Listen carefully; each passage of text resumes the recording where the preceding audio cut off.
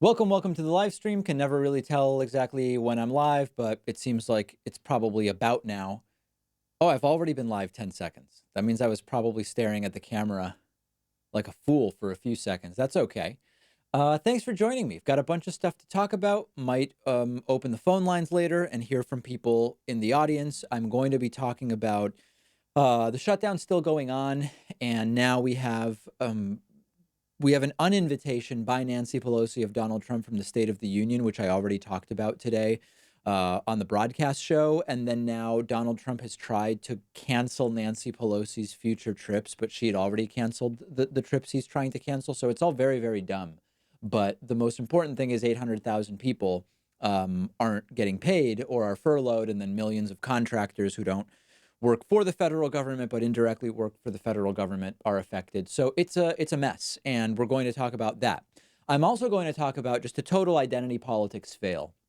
And I'm going to talk about it not to give ammunition to the right, because they're already talking about it, but to really try to explain to the left why we just can't do this stuff. I will get to that. We'll also talk about a House vote, 362 to 53. Against allowing the lifting of Russian sanctions. And of course, that's a lot of Democrats, but it's some Republicans as well. And that's good news. So before we get into any of that stuff, if this is your first YouTube live stream and you're used to watching my recorded videos, number one, this is live. Yes, it's really live unless it's a replay. It's 6:30 p.m. Eastern on January 17th, 2019. If it's not that time right now, then this is a replay.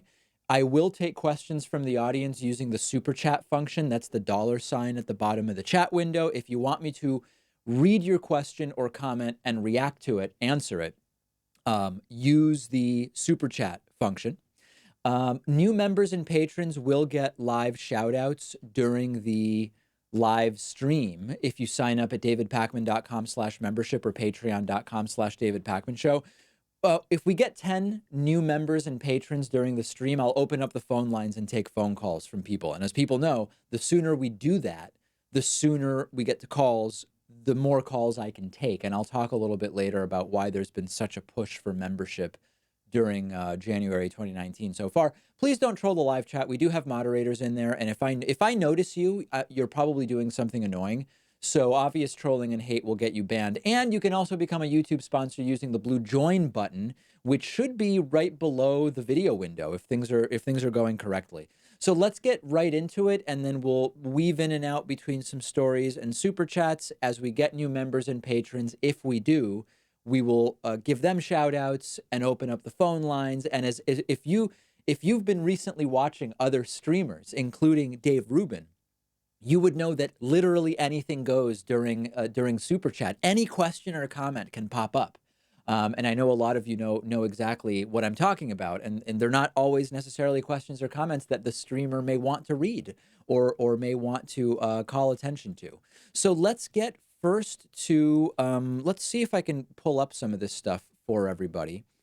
Okay, let's get first to, let's set this first story up, and then obviously at any point my browser audio could go down, and then we won't be able to hear any of the stuff I have planned to play for you, but let's hope that doesn't happen. Nancy Pelosi has uninvited Donald Trump from giving his State of the Union address at the House of Representatives on January 29th, I believe it is. It's sort of a formality that the Speaker of the House invites the president to give the State of the Union address, but it's sort of not, because it is by invitation only, and she has rescinded that invitation.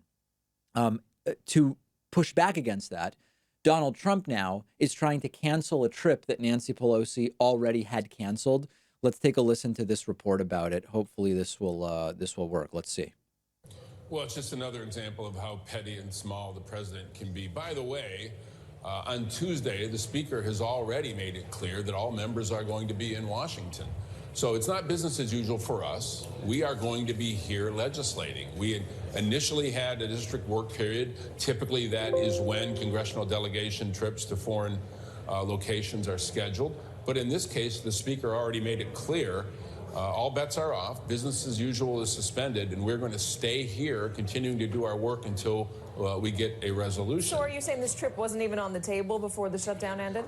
I don't know really anything about the trip specifically, but the president's reference to the fact that we're not here and we shouldn't be anywhere but in Washington, the speaker has already made it clear that that's her intention, that we cancel next week. I think you get the gist of it. This was hours ago, and indeed Nancy Pelosi wasn't even going on this trip. So this entire, the most disappointing thing for me about the entire shutdown is that the real people that are being affected are becoming secondary or even tertiary here. I mean, you've got 800,000 federal employees and millions of contractors who aren't getting paid or are furloughed or are impacted in one way or another. TSA is not getting paid. That is literally, to the extent that you believe TSA makes our airports safer, and I think that is marginally true, not having TSA paid and having call outs and all of this other nonsense going on, it makes our aviation less safe. So this is that's the real disaster. And as far as blame, it's very popular to talk about.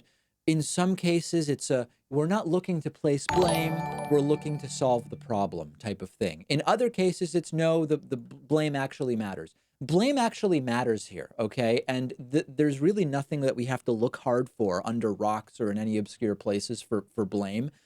Days before the shutdown, Trump said he would shut down the government if he feels he needs to, if he doesn't get border wall funding, and that he would be proud to do it, and then he shut it down. That's it. I mean, anything else ancillary about, yes, Mitch McConnell could accelerate opening government if you brought some of these bills to the Senate for a vote.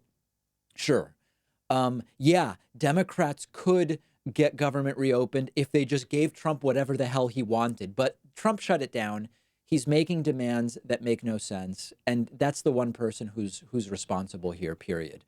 Okay, let me get to that one super chat that came in before I go on to my next story. That first one is from Trevor Peterson for $5, who says, in the unlikely event that Trump and Pence are removed from office and Nancy Pelosi becomes president, would she run in 2020 or let someone else run? Not going to touch it, Trevor, because this is, as you're pointing out, this is so out there, that's such an out there scenario. Let's take it day by day. We've got an investigation going on right now. We're quickly learning that the charitable business and personal lives and campaign lives of Donald Trump all seem to have contained criminality over the last many years. And we will see what ultimately happens. The Progressive Voice is in the action in the super chats. Who is your favorite Dragon Ball Z character? Have never seen an episode, don't even know what that is. Are you going to watch the Broly movie? I don't know what that is either. Do I think the New England Patriots will go to the Super Bowl? Absolutely. And what's my favorite Biggie song? Going Back to Cali. I'm doing my best to answer all of your questions. Okay, let's get next to what I am calling a total identity politics fail. Okay, now I want this relates to David Webb, who is a black Tea Party guy who has a Sirius XM radio show. I want to circumvent and short circuit the criticism that some will give me, which is, David, you shouldn't even mention this story because it gives the right wing fuel. The right already has fuel, and we're going to keep giving them more fuel unless people on the left stop this nonsense. So I'm going to play for you what took place today on David Webb's program. There's a CNN legal analyst named Ariva Martin. She was being interviewed by David Webb, and she thought David Webb was white. Okay. And as a result of that, she identified that he was exercising his white privilege, or that a perspective of his was influenced by white privilege. The problem is he's not white, okay? And this is why this is such a toxic thing that some people, and it's not a huge portion, but when it happens, they get a lot of attention, and that's why it's so toxic. This is something that we have to root out, and I'll talk more about it in a second. Okay, let's listen to what went down today, and it's really bad. It's horrible. Take a listen. Parts of the media world, done the work so that I'm qualified to be in each one. I never considered my color the issue. I considered my qualifications the issue. Well, David, that's a whole nother long conversation about white privilege and things that you have the privilege of doing that people of color don't have the privilege of. How do I have the privilege of white privilege? David, by virtue of being a white male, you have white privilege. This whole long conversation, I don't have time to get into. Ariva, I hate to break it to you, but you should have been better prepped. I'm black. Okay, then I stand. See, you went to white privilege. This is the falsehood in this.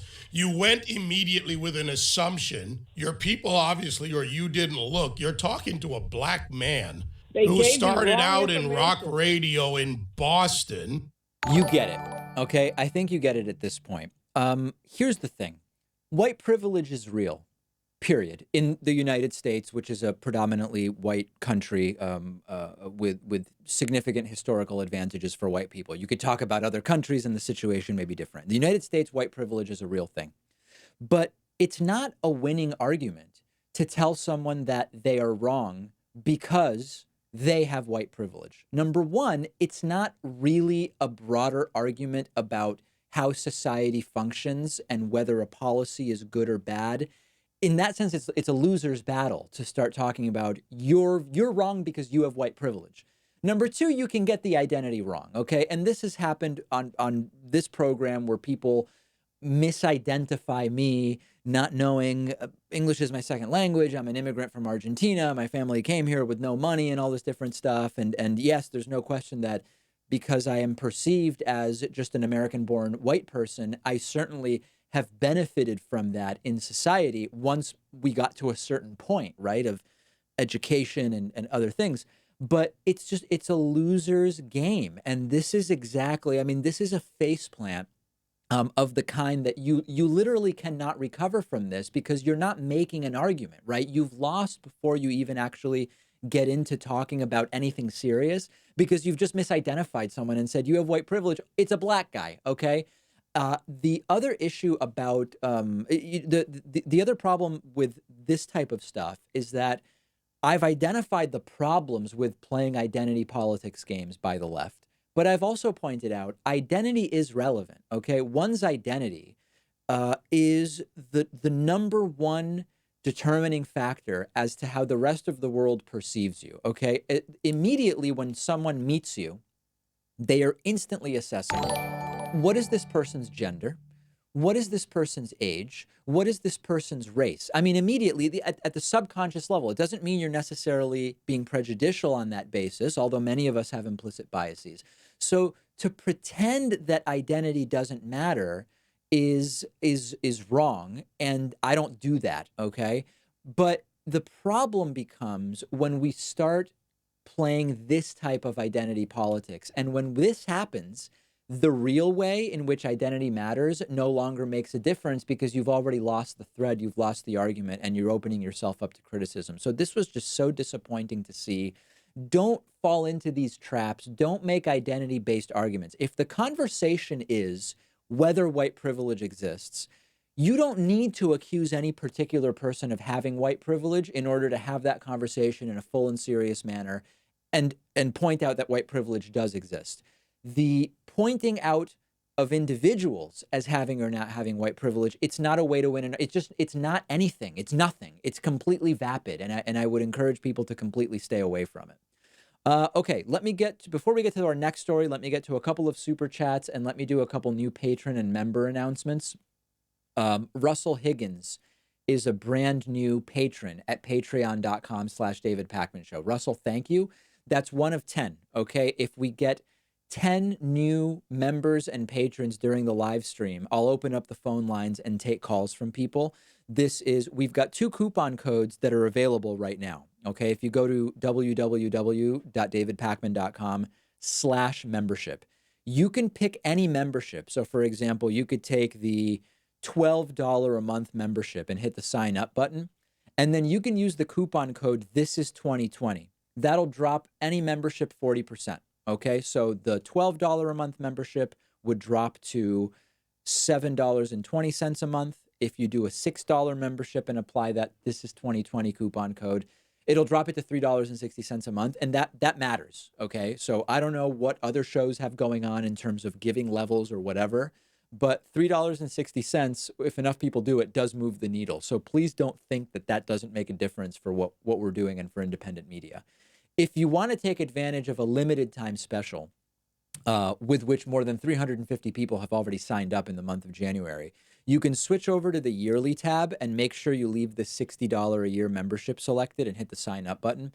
If you enter the coupon code 2019 on this particular membership, $60 a year, it'll drop it to $20.19. That's our limited time 2019 special, which I teased for weeks at the end of December, and more than 350 people just in January have taken advantage of it.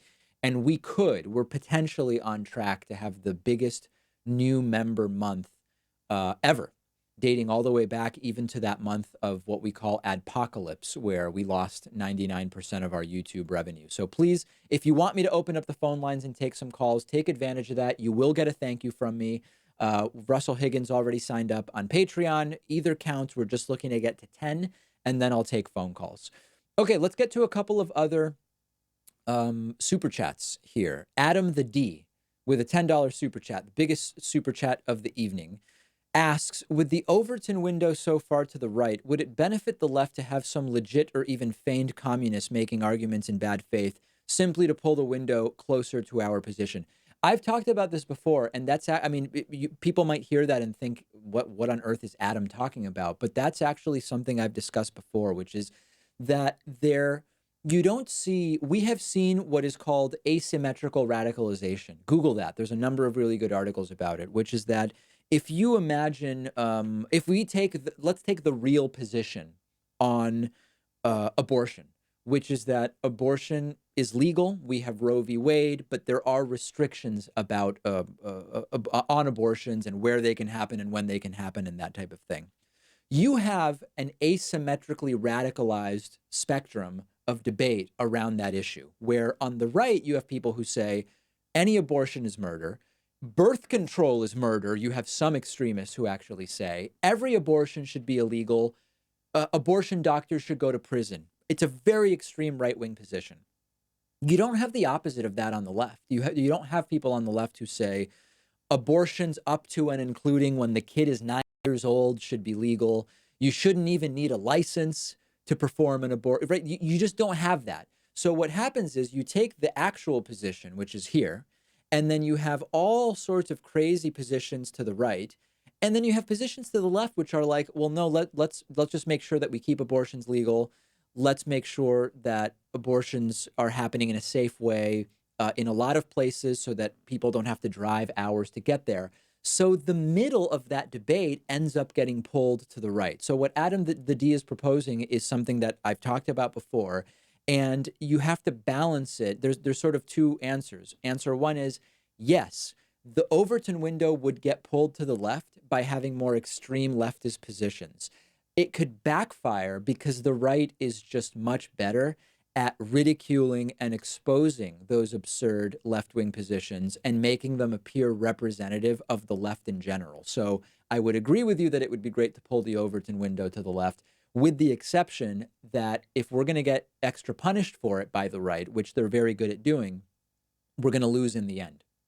Nick Kano, 11, sends a $5 Australian super chat. Is there anyone on the center right you find value in listening to? No. I mean, yeah, there's people maybe, but I'm just not really in the business of promoting right-wing commenters, so I don't really find it necessary to start naming anybody. Terry James has sent a $5 super chat asking, is it ideal for the demographics of Congress to reflect that of the general population? Yeah, I think so. This is, again, talking about asymmetrical radicalization. This is an issue that comes up as I drop my Sharpie when we talk about what is diversity, what is equality, and what is representation. Does it make sense that because 51%, 50.5% of the country is women, that we should have 50.5% of our elected officials be women? I wouldn't go that far, because you might have reasons that are complex and reasonable why women are opting not to run for some of those positions. You have to balance that with the fact that historically women have been weren't even considered as valid lawmakers for a long time, and structural inequalities and all of that stuff. So my position is, women are 50.5% of the population. Would it be logical that they make up 5% of the Senate or the House of Representatives? No. Does it need to be 50.5% for us to say that there's reasonable diversity of gender? No, it doesn't have to be 50.5%. What is the exact number? I don't know. Okay, but these are conceptual frameworks that we're applying. Likewise, if 99% of the House of Representatives is white, when white people are only 70%.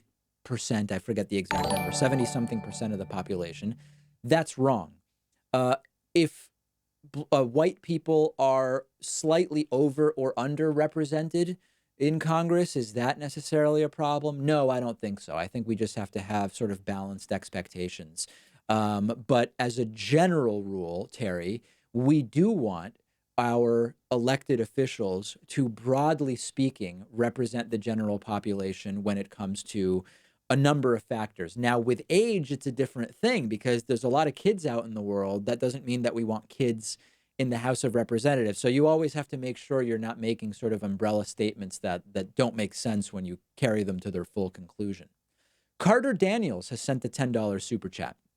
What is your favorite Nicktoon cartoon that aired on Nickelodeon? My favorite is The Mighty Bee. You know, I don't even remember which cartoons are Nickelodeon cartoons. I'm trying to think. There was one with Doug. Remember Doug and Skeeter? I think that was on Nickelodeon, and that's one that I watched when I was a kid. What are other Nickelodeon cartoons? I don't even remember. I'm not good with this stuff, but the one with Doug was cool. I remember watching that. Behold the GDL with a $2 super chat says the Jews did 9/11 and Mossad planned it for decades. All right. That's fine. That user has been banned, but we're keeping the $2. Talk about ironic. There's a $20 super chat that came in, which was a message that was retracted, but I don't know if we keep the $20 or not. Jesse Stevenson with a $20 super chat. Hola David, nunca te he escuchado hablar en español. Hazme un favor y di algo en español. Me gusta mucho el acento argentino. All right, there you go, Jesse. We did it. Joe Rader with a $5 super chat. Hey, did you look into Ultima Thule? More and more data coming in from New Horizons. No, I have not. And to be honest, Joe, I forgot about what that was. I remember that I mentioned I would look into that. And I think it's like is it a nuclear energy related thing? I'm not sure I even remember now what it is. Okay. Before I get to our third story of the evening, I'll remind you that we are leaving it up to the audience as to whether I will open up the phone lines and take calls. If we get 10 new supporters through Patreon and membership tonight, I will open up the phone lines. We already had one Patreon supporter. Drew Regan has become a member at davidpakman.com/membership using the explosively popular coupon code 2019. And Robert Lee, not Robert E. Lee, just Robert Lee, is also a new David Pakman Show member. That gets us 3 out of 10, okay? So if we get just 1% of the current live stream audience to get a membership or make a Patreon pledge, we will be in business for taking live calls. And I saw a couple comments about this in the chat. Yes, if we get to live calls early enough, I will consider taking some chess challenges from the audience at Lee Chess. And I see a few people saying that the stream has actually frozen. Looks like it's okay to me. Looks like it's fine to me. Let me just ban a couple of other people before we continue, because the anti-Semitism today is just like bigly huge in the live chat. 1, 2, let's see here. We've got, do I ban someone for saying black people are the real Jews? That's not the normal anti-Semitism that we see, but there's a couple other people I just want to ban here before we move on. Okay, let me get to the next story. Sorry for the disruption, folks. Let me get to the next story I wanted to talk about. The Hill is reporting amidst a page that is just filled with ads everywhere, and we'll probably have a couple more pop up. In a major rebuke of President Trump, the House overwhelming passed. This article's a mess, but it communicates what I'm trying to tell you. The House has overwhelmingly passed a resolution formally disapproving of the Trump administration's rollback of sanctions on companies owned by Oleg Deripaska, an ally of Russian President Vladimir Putin. Let's close this out. In a 362 to 53 vote, the House sounded its disapproval of the lifting of sanctions, with 130 Republicans breaking with Trump and backing the Democratic measure. The vote comes after legislation to prevent the rolling back of sanctions failed Wednesday on a procedural vote in the Senate. 11 Republicans voted in the Senate to prevent the lifting of sanctions. This is a big deal only in that it's funny, they've issued a correction that they misstated the tally earlier, but they've not corrected a bunch of the other just grammatical errors in the article. This is a sign that it is possible that at some point the criminality of the Trump administration, this is not about criminality specifically, to be clear. It's possible that the criminality of the Trump administration will at some point become so egregious and so undeniable that even Republicans will decide that, yes, Donald Trump has to be held accountable. That's why I like the results here, because it shows that Republicans can break with the president, even on issues of moderate importance. And does this mean that Republicans would support impeachment of the president if it came to that? No, it doesn't mean that they would, but it at least suggests that there's that possibility. Let me get to a couple of other super chats here. Let's see. A lot going on. Sean Quintero has sent a $5 super chat. Do you hate all metal music or just the vast majority? If not, what is a song you like? Oh, man. So let's see. I don't know if this counts as metal, but I used to be pretty big into the band Dream Theater. I think it's progressive rock. Let me take a sip here. And really the reason I liked Dream Theater was because they had this great drummer, Mike Portnoy. But I think he left the band years ago, and it might not even really be metal. I kind of am sort of into Metallica, although I guess they're kind of considered too pop to be metal. What can I say? There's some good Ozzy Osbourne song. I mean, I just don't know anything about any new metal, and I couldn't really even comment on it. But no, I don't hate all metal music. Zelda Freak 22 has sent a $10 super chat. What are the chances, regardless of how the government shutdown ends, if it does, if it does, of Trump using another shutdown in September, from what the submitted bills from Congress are pushing, doing a shutdown again? Okay, I think there may be like a Google translation issue there, but I think the question is, how likely is it Trump will use a shutdown again? It's likely. I mean, I think that there's no doubt that it's a real possibility, and whether it's so some of the funding bills, the reason September is being mentioned, I think, is that some of the funding bills would fund a bunch of governments through the end of September, and then we could have the exact same scenario. I think that if Donald Trump is in trouble, increasingly in possible legal trouble, that it's even more likely that he will do it. Omagaya1 has sent a 10 Canadian dollar super chat. Thank you. Just wanted to say I find your show the fairest of all the progressive channels I watch. The fairest of them all. Thank you. Appreciate that. Joe Rader says, oh, right, the bilobed 30-mile long object out past Pluto is it Kuiper Belt? I believe it's how it's pronounced. That is what Ultima Thule is. And I have not looked into it, but I'm going to try to today, Joe. I appreciate that. David Moss, thoughts on Sargon getting banned from Patreon? I'm barely even aware. So there's a gentleman who does videos. He's a British gentleman, as far as I know, as far as his accent indicates. And his name is Carl Benjamin. And I don't know why that's funny. I just find it funny to clarify. Stating people's names is not usually funny, but there's something funny about it, and I'm cracking myself up. He's known on the internet as Sargon of Akkad. I guess I heard he was banned from Patreon, and from what I know, there are other people who use Patreon who are protesting Sargon being banned for, he said it was either something anti-Semitic or anti-Black. Maybe he used the N-word. I don't remember now.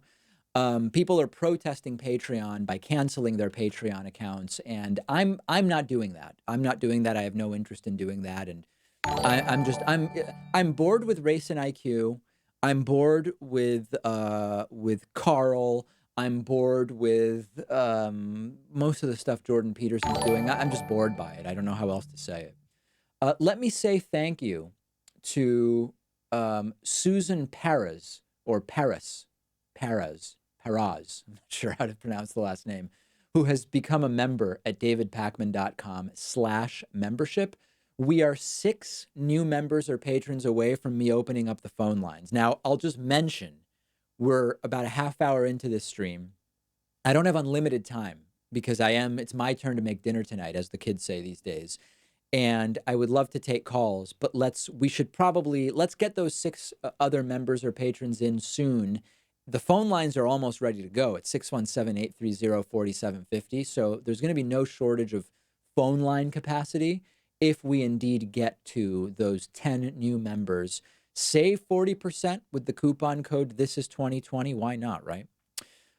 V has sent a $2 super chat. David, should companies like Purdue be shut down? Do you mean Purdue, the chicken company? Why would they be shut down? I mean, is it for farming practices? I need a little more context, but I'm not sure offhand of why Purdue would necessarily be shut down. But if you send me more information, I can address it. Terry James with a $2 super chat.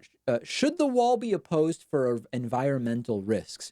Among many others. Yeah, I did a story yesterday, which is up on our YouTube channel, called something like Engineers Looked at the Wall and It's a Disaster. And one of the pieces that's missing from the so-called proposals for the wall is an environmental impact assessment. And the impact of the wall would be huge. Flooding is one element that we've been talking about. We've been talking about more generally the environmental impact of the wall in some of the areas where it would need to be built in order to do what it is that Donald Trump says. So the wall should be opposed for a whole bunch of reasons, not the least of which that it's going to cost $50 billion or more, even $5 billion. I mean, it's just a joke. But yeah, the environmental reasons to oppose it are also prominent. Frenic32, recognize the username. I think Frenic32 sent a super chat on my last live stream. Ban that MFer. All these Hebrew Israelite cultists get on my nerves. They come up to me and expect me to like them simply because I'm black. I don't. Do you live in New York City, Frenic? Because that's the only place I've seen the so-called black Israelites proselytizing. Let me just take a look. I'm seeing that there are a bunch of people getting banned here. Swedes did 9/11. I don't know if that's worthy of a ban. David is a neoliberal shill. That's definitely not worthy of a ban. That's totally fine for you to say that. Not really bothered by that. Is this a gay phone line? Not really bothered by that. That's just silly. David is an expert on boring. Nobody's forcing you to be here, Lisa. And in fact, I'd be glad to help you find another channel that might be better for you. Not sure how you ended up here if I'm so boring. Let's get back to the super chats. Actually, first, let me just do, let me thank one other person. Damon Bigler. Damon Bigler has also signed up at davidpakman.com/membership. So we've got 5 new members and patrons during the stream. If we get 5 more and get to 10, I'll open up the phone lines. Otherwise, I won't. I've learned that I need to stick to whatever goal we set, because otherwise, what's the incentive? I've got to be credible. BizWiz has sent a $4.99 super chat. Top 2020 issues should be: number 1, campaign finance reform. I agree. Number 2, true universal health care. I agree. Number 3, global climate change. Number 1, affects everything. I agree. So I've laid out that I believe that the meta issues, the major issues that have to be part of any serious platform for 2020 or any time in the future are campaign finance reform and how politics is financed, universal health care, climate change, because if your city floods and it's underwater, it's going to be hard to do anything else. It'll be hard to provide health care. It'll be hard to fix our electoral system, etc. And net neutrality and media consolidation is another one of these pillars, because we learn about what's going on in the world through media and increasingly through the internet. So if you care about education, for example, like if education's your issue, we've got to fix campaign finance reform so that we can actually get lobbying money to stop being so influential in education. We need universal health care because if people are sick, it's really hard for them to be activists. If they're sick and they can't afford treatment, hard for them to be activists for education. Global climate change, because if we go underwater, education's going to fall very far behind. And of course, media consolidation and net neutrality, because we're mostly learning about what's going on in education through the internet and through media. So completely agree. Mr. Bitches 0486 with a $10 super chat. Thank you. Nick Kano 11, good books on Israel Palestine. That's a whole can of worms, Nick. And if you email me, I'll send you some suggestions. Fran Fernie Frofra with a $10 super chat. Bro, I too agree in your ultra fairness, and I had to give you $10 for the Dream Theater shout out. Thanks for being a true progressive and for being as impartial as possible. Yes, progressive politics and progressive rock, if indeed Dream Theater was progressive rock and not metal. Let me say thank you to Eric Haney for being a new member at davidpakman.com/membership. And I will say hi to Adam D, who is a new $5 patron at patreon.com/davidpakmanshow. That is 7 out of 10. If we get to 10 new supporters today, I will open up the live phone lines. Let me just take a look here. Oh boy, seems like there's a lot of pent-up demand for people to call in at 617-830-4750. 12 voicemails have been recorded. Yeah, until I open up the phone lines, it will just go to our voicemail number. And a lot of people are calling in. But the phone lines are not yet open. The phone lines will open if we get 3 more new members or patrons. Take your pick. We end up with about 95, 96% of both, minus the payment fees that basically are taken out of that. 3 more, and we'll open up those phone lines. Savannah Lambert says with a $9.99 super chat, thank you for saving me from disgusts like Ben Shapiro. Well, I'll take any praise I can get. I don't know how I've saved anyone from Ben Shapiro, but any praise I will take, particularly with $9.99 attached to it, right? Blackwave 54 with a super chat. It's the Pachman Scabadabby Dabadabo and shouts to you squad. Blackwave, thank you. I literally could not have said it better myself, and I love the support. Thank you. Okay, a couple of questions in the regular chat about what upcoming long form pieces do we have. We have 2 right now. We've got a long form piece on the Iraqi dinar scam. This is a currency exchange scam that is particularly popular among Trumpists. And we've got a long form piece about that, the Iraqi dinar scam, maybe next week, hopefully. We also have a long form piece on conspiratorial thinking. And that one is it's a crossover episode.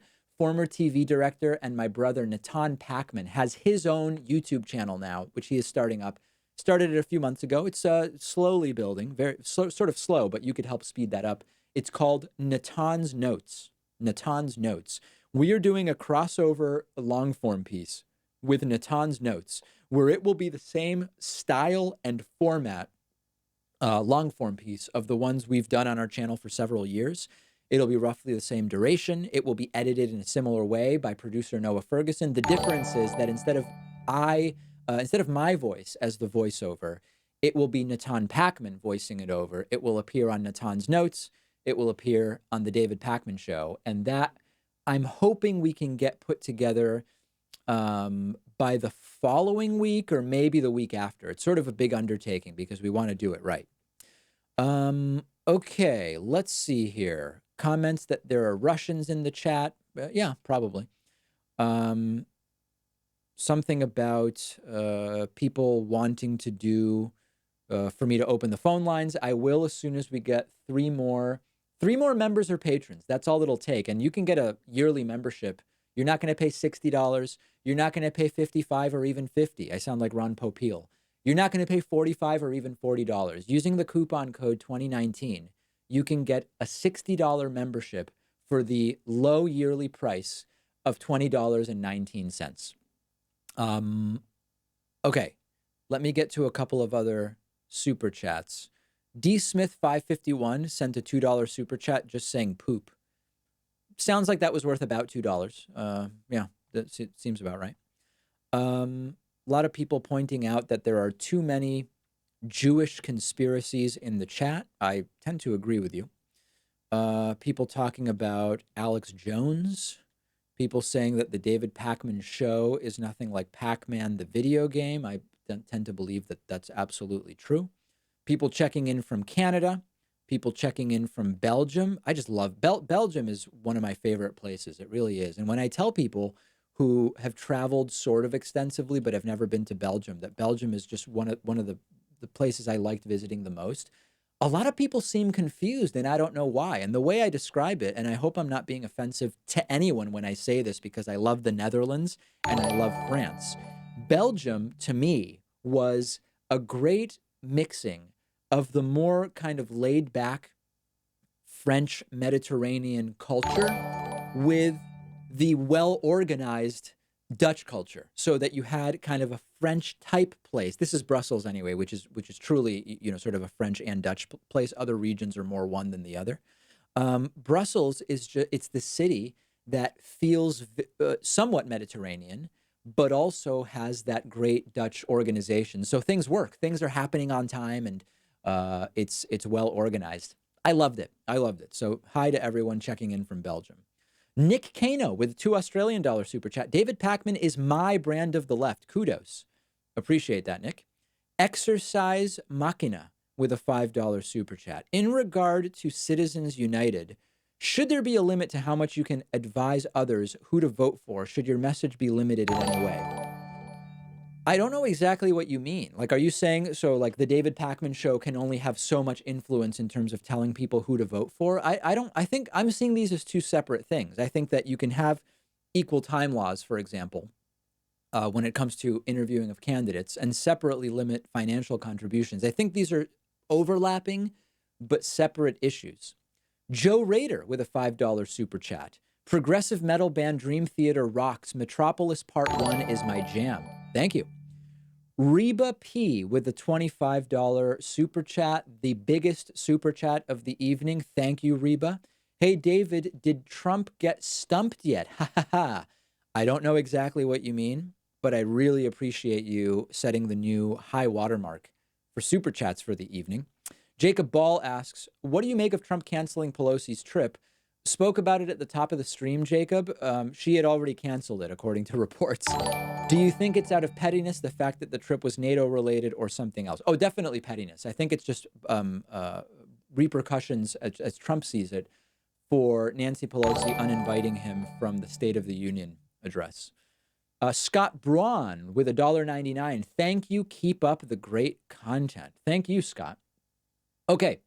I think it's time to open the phone lines. Paige, oh no, it's not. I'm one short. Paige McDonald has signed up for a membership, and Simon Wilson has signed up for a membership. We are at 9 new members and patrons during the stream. The goal was 10. Okay. The number, if we are so lucky to get there, will be 617-830-4750. But we're not there yet. We do need one more new supporter before I open up the phone lines. DJ Truth 209 sends a super chat wanting me to turn off the donation sound.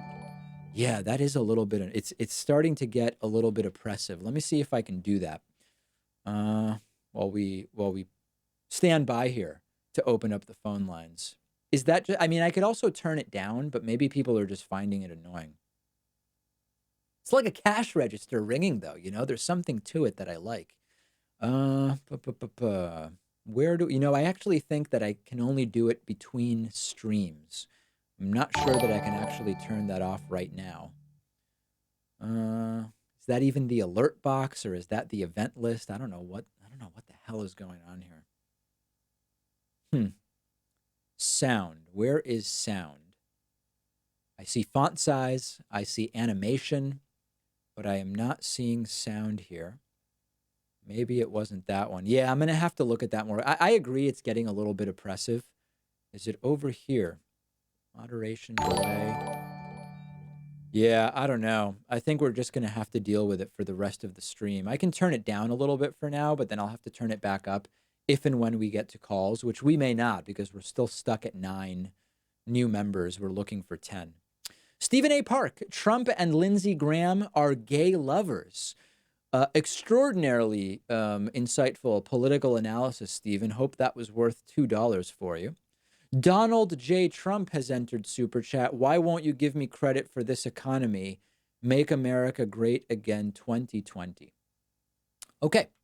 On that note, I am going to open the phone lines because we did get a 10th new member. Samarth Rajan has made a $120 a year membership. Samarth, thank you.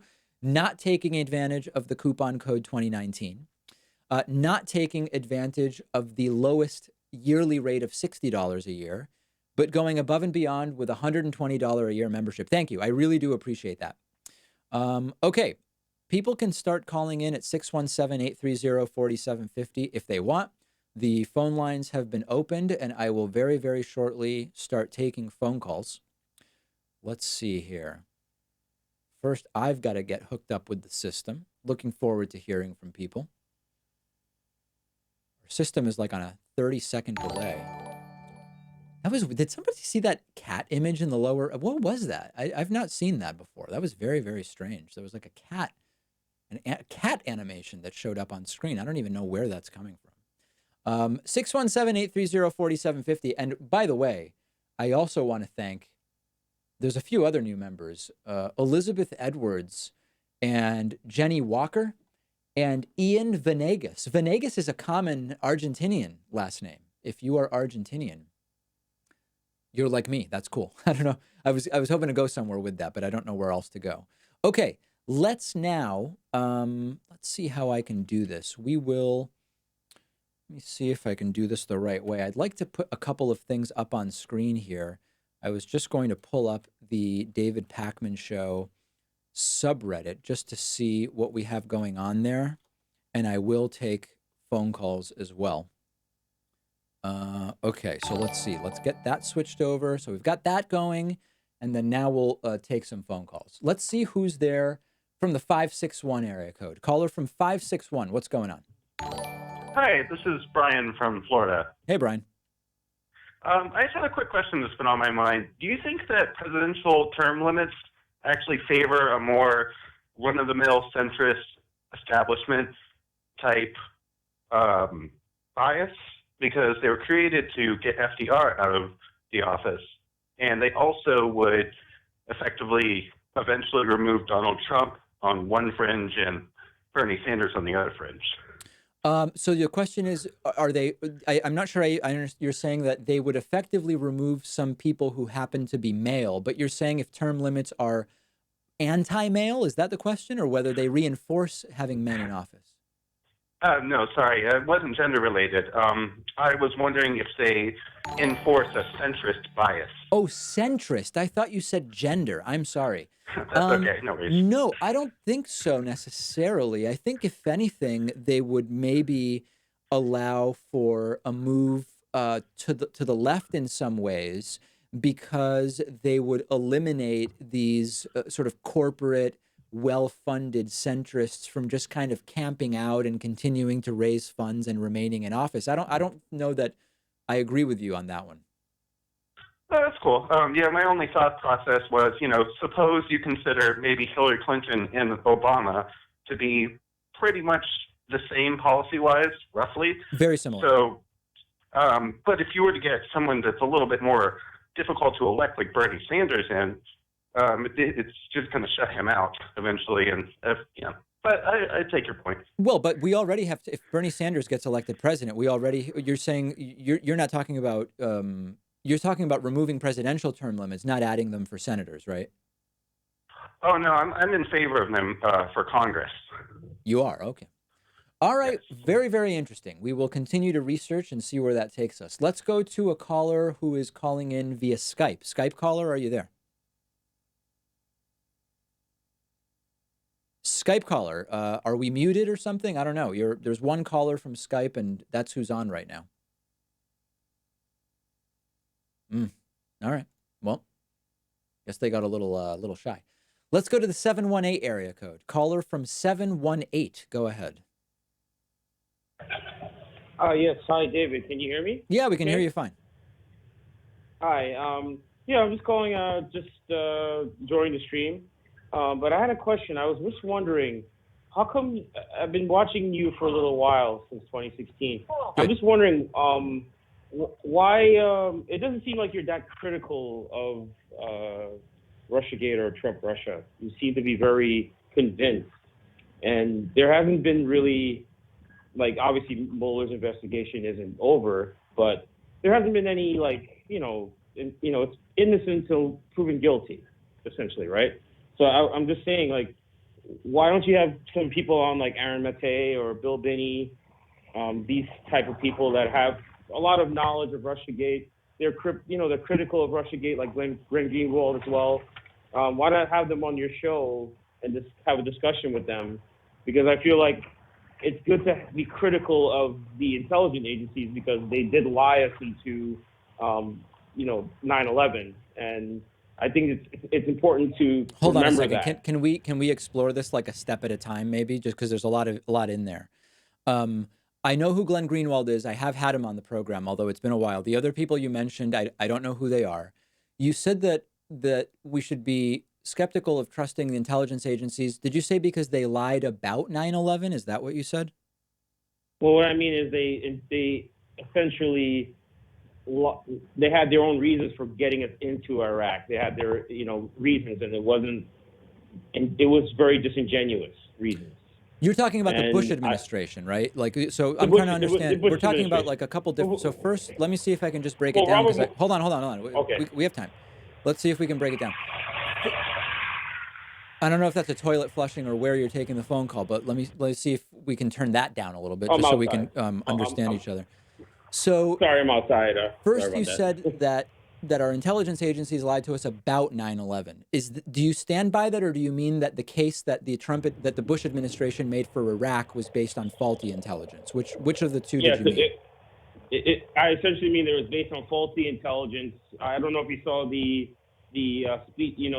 meeting where Robert Mueller spoke on TV and admitted and said that there were WMDs that were in Iraq. He literally lied on the TV. I didn't see And Mueller, but now I we're mean, certainly there's no question that the Bush administration decided to take weak and trumped up intelligence and have Rumsfeld and Colin Powell and Condi Rice and Cheney and the whole slate of them justify a war in Iraq, despite Iraq not having had anything to do with 9/11. So it sounds like on that part we sort of are on the same page, right?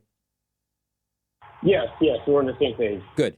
So when it comes to the Russia investigation, what have I said that you believe is inaccurate, or what have I asserted that is untrue? Well, I would say that you keep referencing the Trump Tower meeting, Okay. Which isn't. There's nothing conclusive about that. It's speculation at best. Which part is speculative? Hold on a second. Which part is spec? So let's take a break. Let's really drill down. Are you saying that it's still not proven that the meeting happened, or do you agree that it happened? No, I agree that the meeting happened. Okay. But do you agree? I don't, hold on. Let's just walk through it. So we'll get to our point of disagreement. Don't jump ahead. Do you agree that individuals associated with the Trump campaign, including Paul Manafort and Jared Kushner and Don Jr., were at the meeting? I agree that they were all at the meeting. Good. Do you agree that a Russian lawyer named Natalia Veselnitskaya, who has now been indicted for her connection to the Kremlin, was at the meeting? I agree that she was at the meeting as well. And do you believe that the point of the meeting, as has now been admitted even by people on the Trump side, the premise was to provide dirt on Hillary to help Trump defeat Hillary? Do you agree with that part? I would say that part. I would say that it's not 100. I wouldn't 100% agree with that.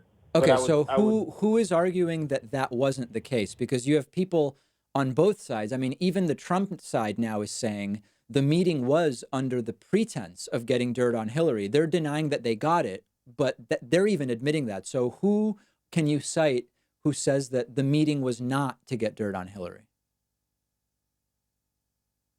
Well, I would say that obviously opposition research is something that people do. No, but that's not an answer. What I was saying was, you said you're not sure if you believe that the point of the meeting was to get dirt on Hillary. And I said, at this point, everyone has admitted that. There's just a disagreement as to whether they got the dirt.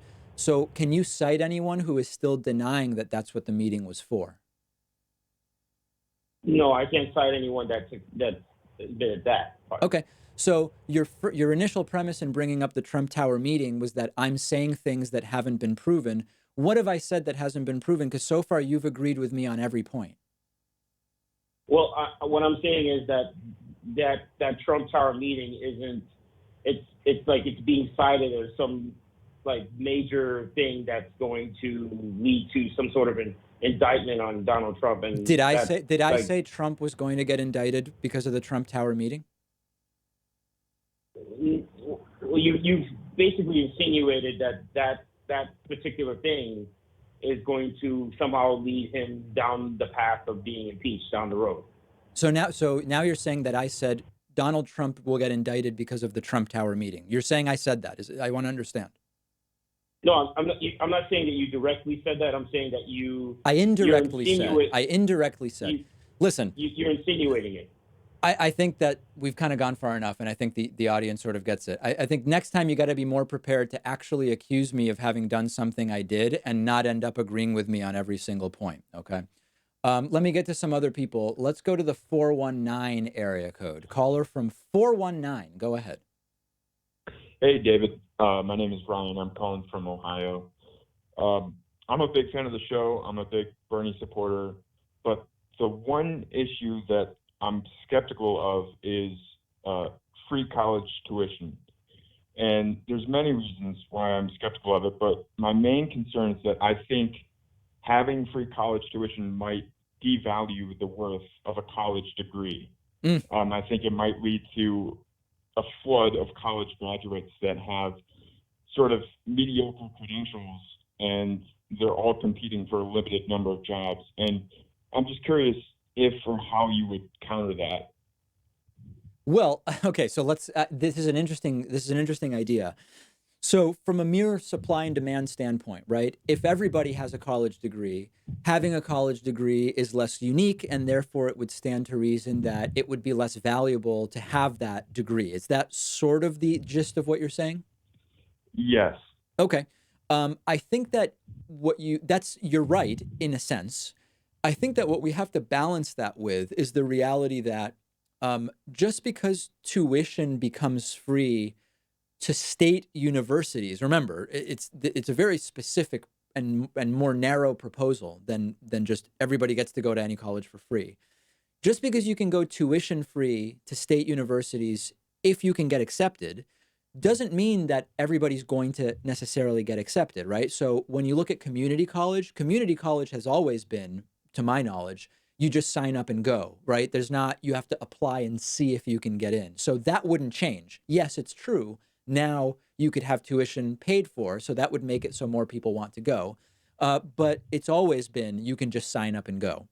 With other four-year colleges and universities, even if it was tuition free if you got in, it wouldn't be guaranteed that just because you apply, you get in. And in fact, if more people are applying, the acceptance rates might even go down. So I think that you're right in your analysis merely on price. If you make the price zero or close to zero, you will have a lot more people who are now interested. But there's a whole bunch of other reasons why it's not necessarily going to lead to this deluge in all sorts of people ending up with degrees. And not to mention that if you're not suited for college, and not everybody is, even if you do get in and you choose to apply because it's free tuition, that's not a guarantee that you're going to end up with the degree either. You've still got to make it through. You know what I mean?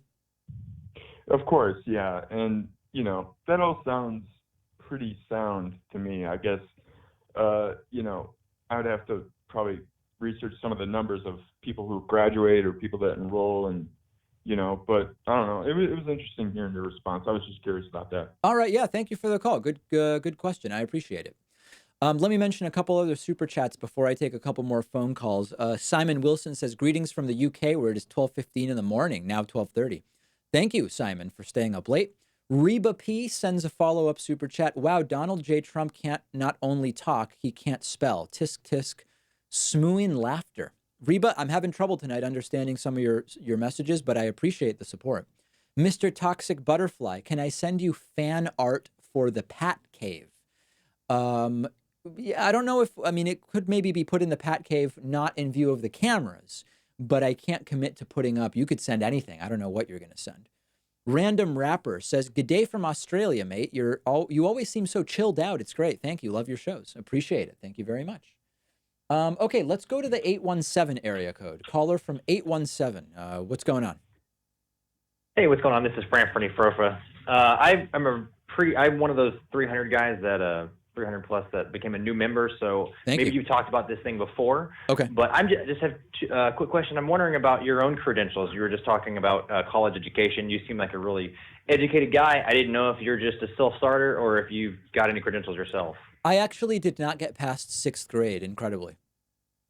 Are you serious? Isn't that insane?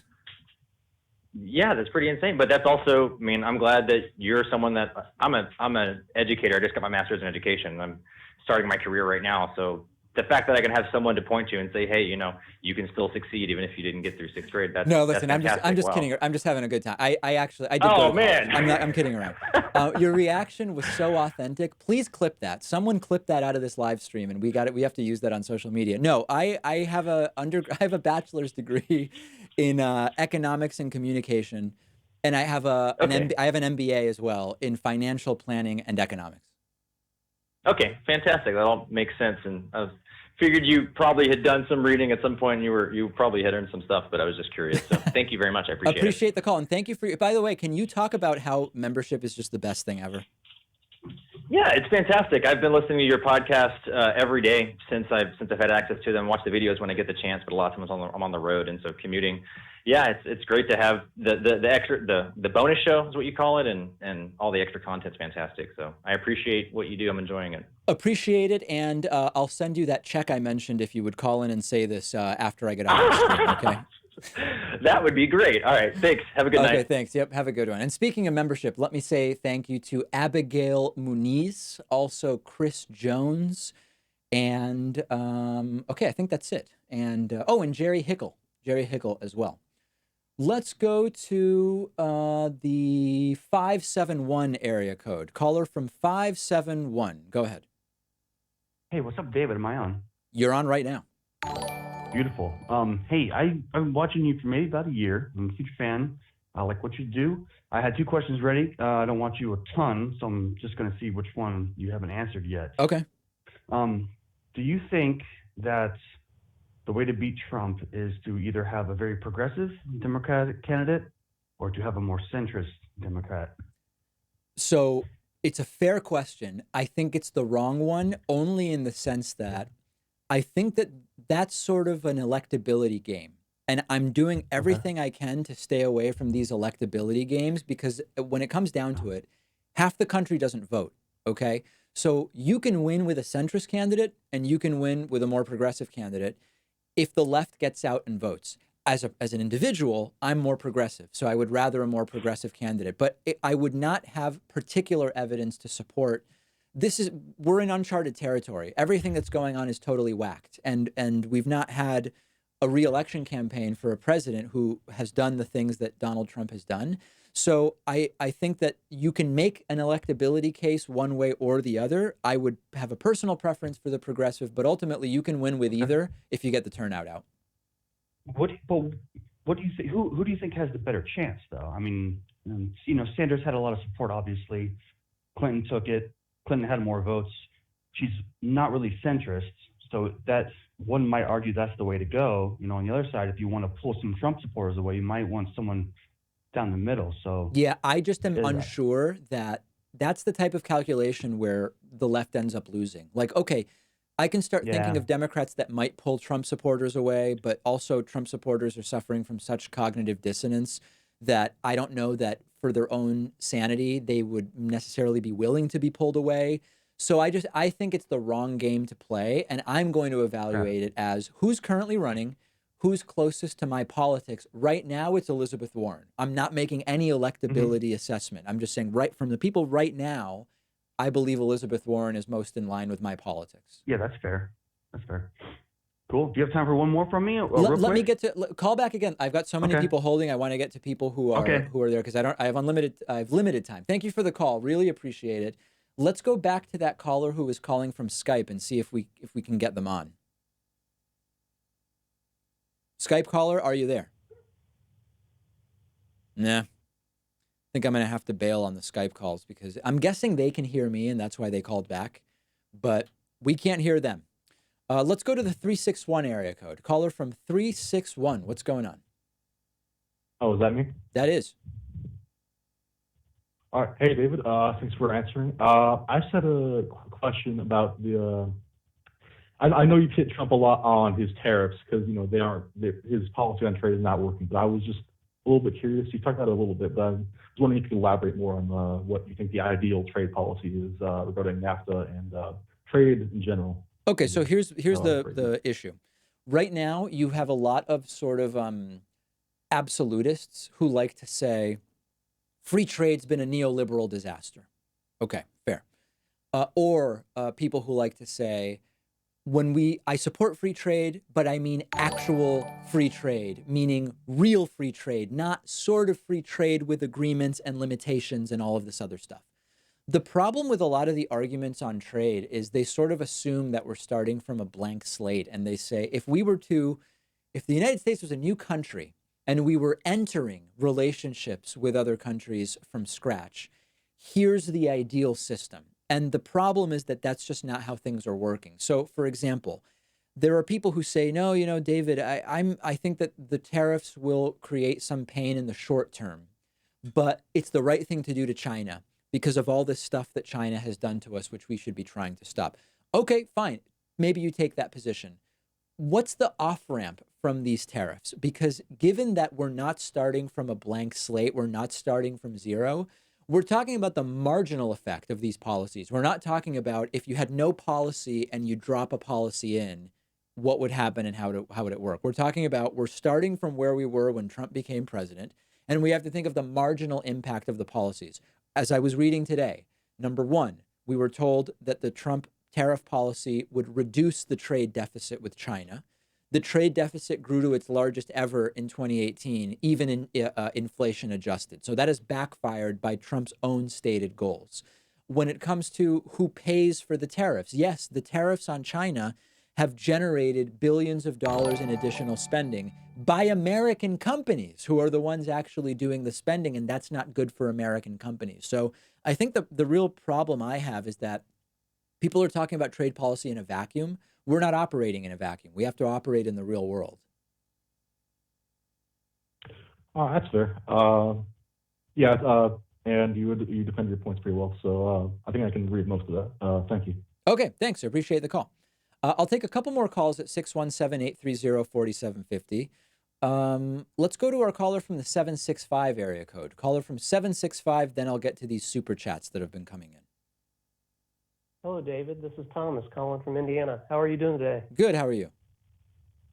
Good. Thanks for taking my call. I think you're a great voice for the progressive media. I think you do a good job. Thank you. The question I want to talk to you about is, I know you talk a lot about finances and the economy.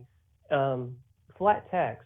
Do you look at flat tax as appropriate, or do you think we are taxed enough and that we just need to allocate our money better?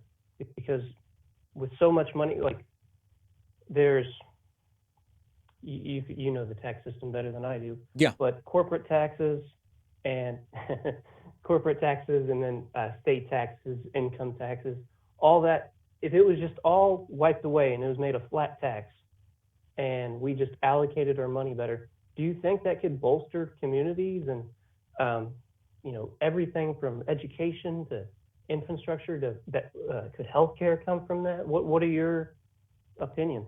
Yeah, so I'm against the flat tax. I do believe in a progressive tax system.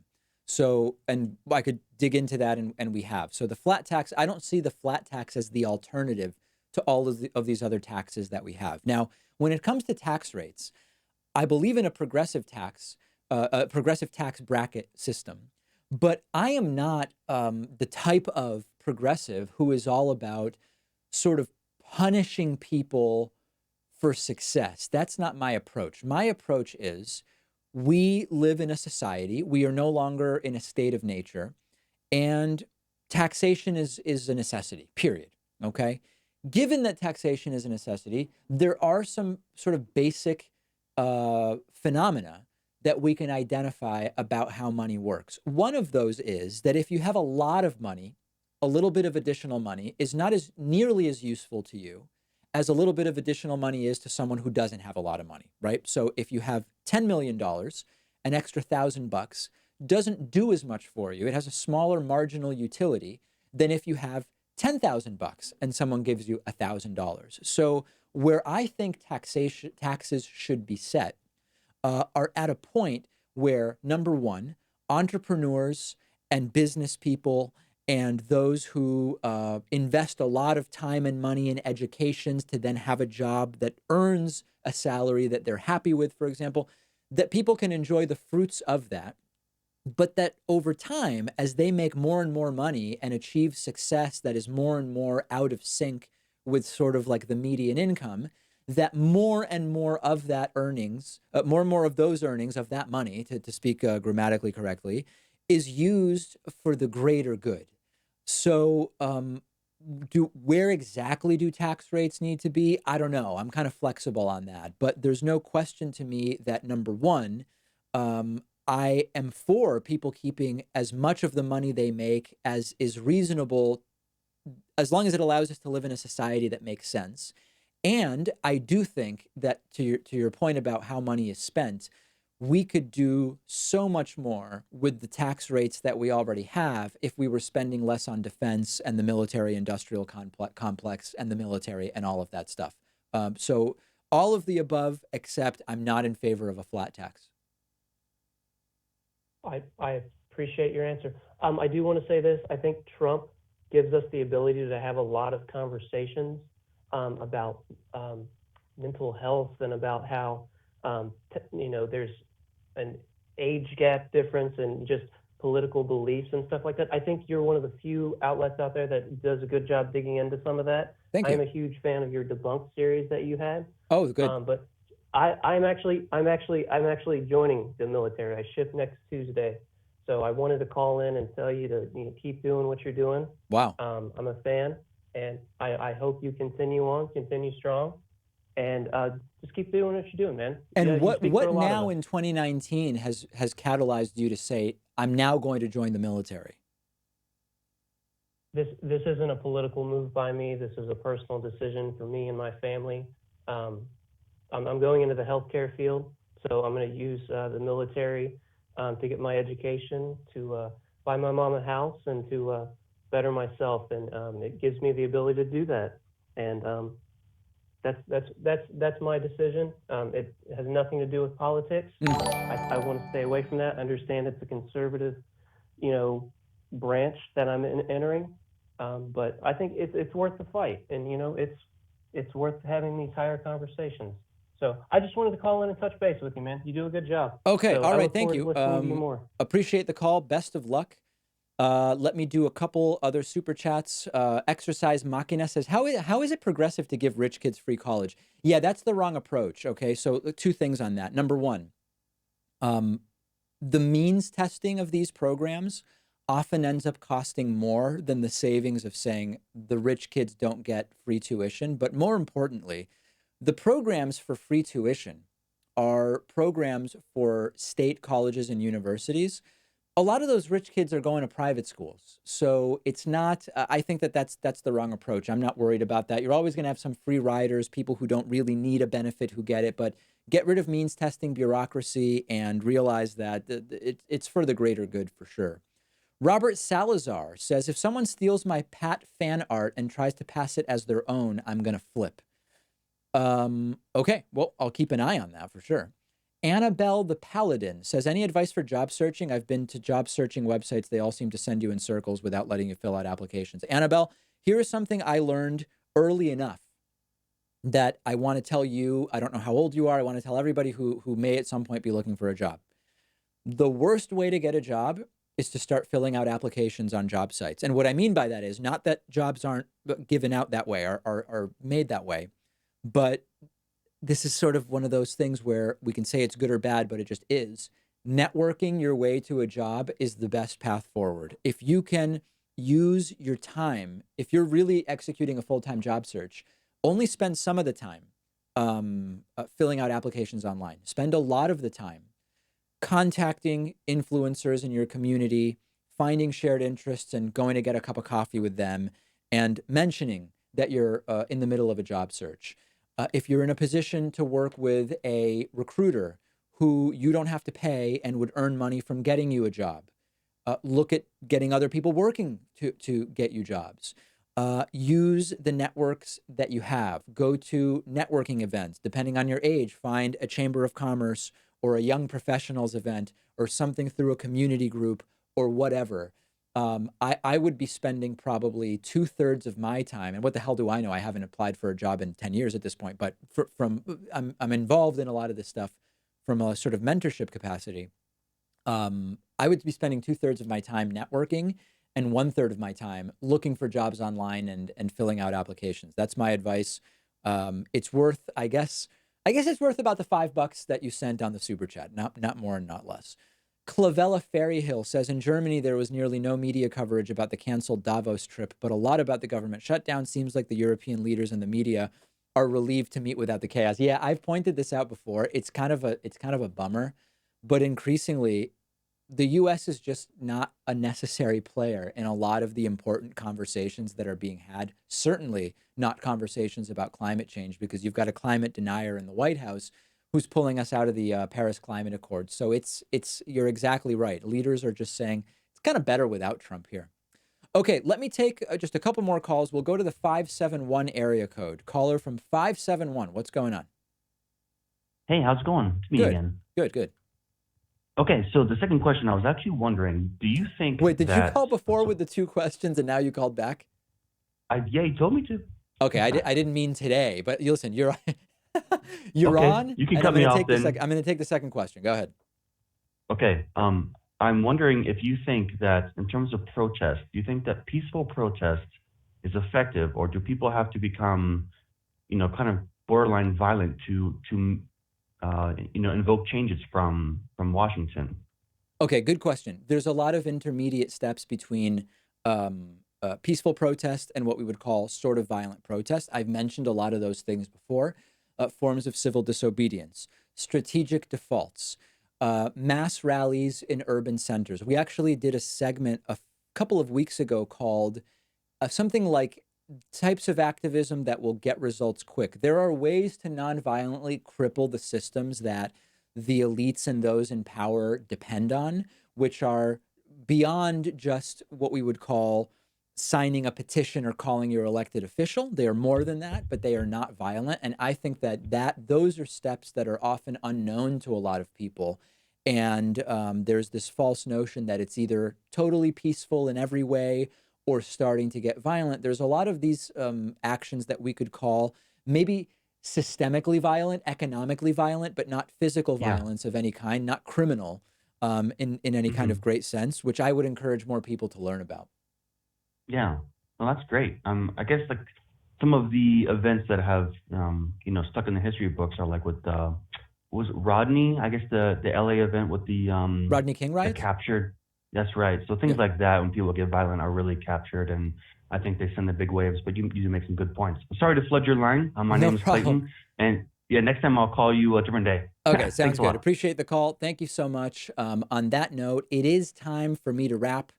I'm making dinner tonight, and we've gotten to the end of the time, but I really want to thank everybody. There's a couple other people. Stephen Johnson became a member, and who's this? Avery McDonald. Also, I want to thank for signing up for a membership. Thanks to everybody. The support in January has just been unbelievable, and I'll have more news for you soon about what we've got cooking for February. Hint: February is my birthday month, so we're obviously doing something. Thanks to everybody. I'll do another stream soon.